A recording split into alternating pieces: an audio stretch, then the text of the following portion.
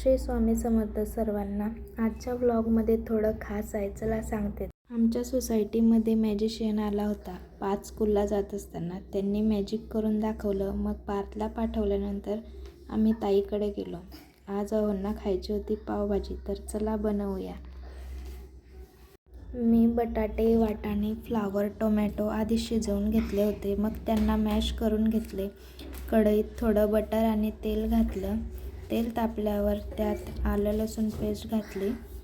Paste थोडी परतवून घेतली गोल्डन होईपर्यंत. मग त्यात एक मोठा कांदा चिरून घातला. कांदा परतून घेतला. त्यात थोडा टोमॅटो घातला.